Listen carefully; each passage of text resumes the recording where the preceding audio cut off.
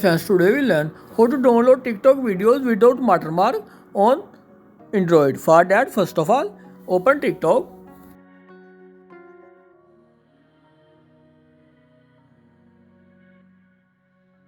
Select the video you want to download and click on share icon.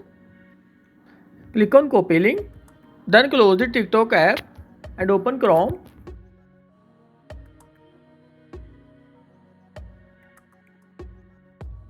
And search save TT.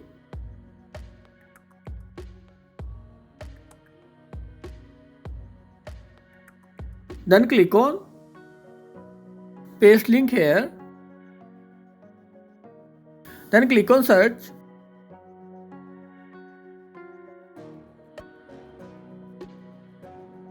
Click on download.